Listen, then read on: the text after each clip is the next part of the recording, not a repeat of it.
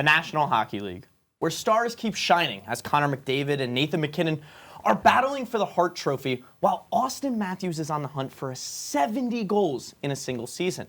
However, there are also some great surprises like Zach Hyman and Sam Reinhart eclipse, the 50-goal mark, and Sidney Crosby tying a record with Wayne Gretzky at the age of 36. Hence why the NHL is a sport many love.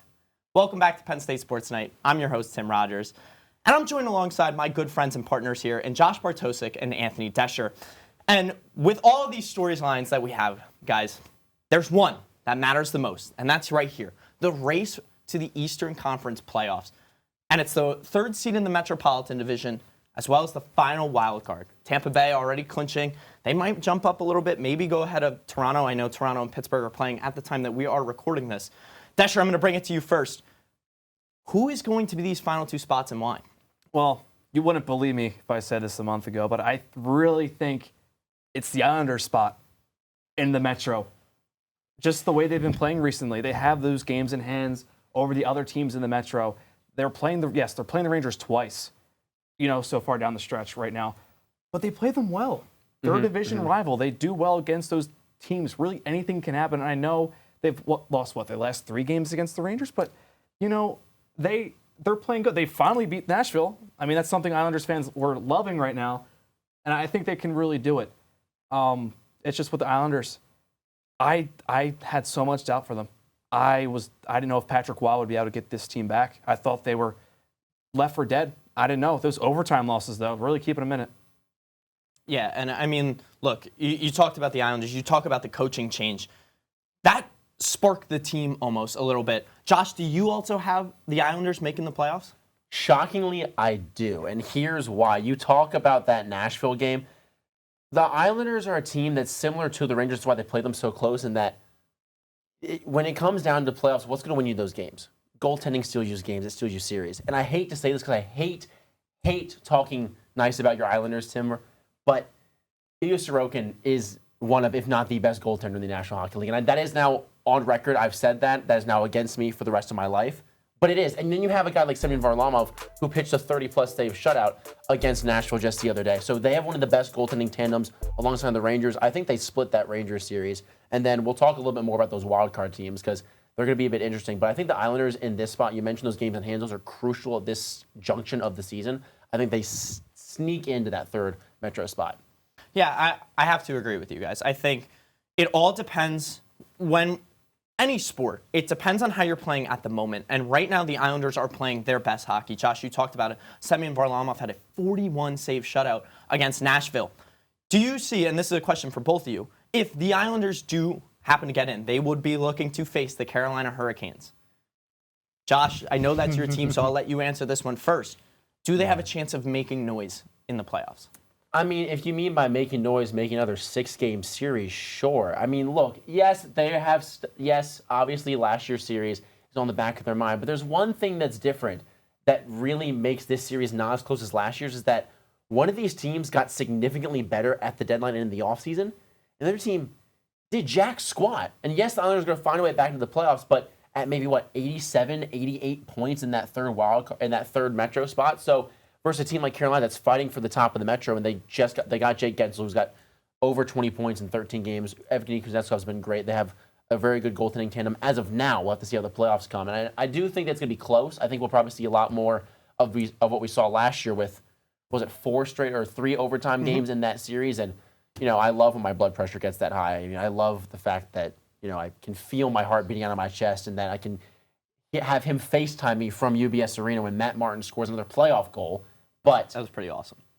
It's okay. I'll get through it. I don't see it. It's not even biased the fact that the Hurricanes right now, you talk about the Islanders playing their best hockey. The Hurricanes have been playing their best hockey since December. They have the best record in the league since then. I think they're going to roll their way through the first round, whoever they play. Anthony, do you think the Islanders could shock the Carolina Hurricanes? Not necessarily.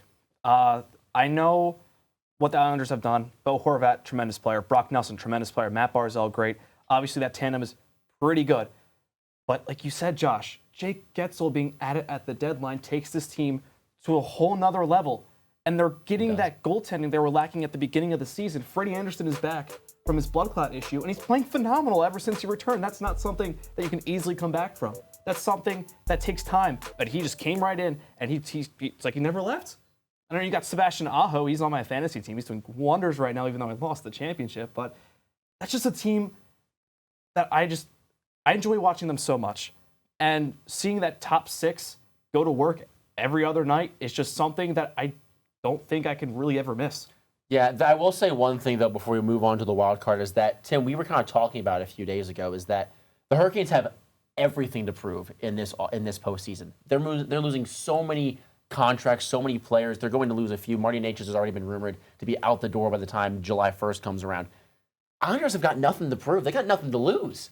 They're just playing with house money once they get in. That they have been throughout the last few years. They don't have anything to prove. That's how they beat the Pittsburgh Penguins a few years ago, and how they've been playing so well in the playoffs. So that could be a huge factor going into these playoffs, but I still think Carolina's the better team overall. I agree. And I know that might be hard for me to say, but truthfully, any sport I agree, but truthfully when it comes to the NHL playoffs, we saw it last year with the Florida Panthers. Whoever gets in, you can make noise. And that brings us to that final wild card spot. You guys agreed on the Metropolitan teams, or the third spot in the Metro. There's still 4 teams here that are fighting for that last wild card. Josh, give me your pick and why. I hate to say it, but this spot belongs to the black and gold. And I'm going to say this team, I don't know what happened. They sold at the deadline. Wow. We just talked about it. Jake Gensel is gone. Wow. Michael Bunting comes in. He's got 6 points in 3 games. Realistically, if you take away the fact that Jake Gensel's got 20-something points in 13 games, you would think that the Pittsburgh Penguins have won that trade because they sold, and they've been playing better without Jake Gensel. Sidney Crosby, alongside Evgeny Malkin and Chris Sling, that boys club, is single-handedly willing this team back into the playoffs. What year is it? Apparently, it's 2016 all over again. I don't know what's going on. Crosby's got 21 points in this last 13 games. The Penguins have 8 consecutive games with a point. They've won 4 straight. They're tied right now with the Maple Leafs, and they have the hardest schedule, and that's the key going into this. We talk about it all the time, is that whichever team's playing their best hockey come playoff time is a team you don't want to play. The Penguins are playing the best hockey we've seen in maybe over a year right now, and they have the toughest gauntlet. They've got Toronto right now. They've got Nashville, Boston, Detroit, and the Islanders as well in there. If they find a way to win out or win 3 or 4 of those games, they're going to be one of the toughest teams to beat in the Stanley Cup playoffs.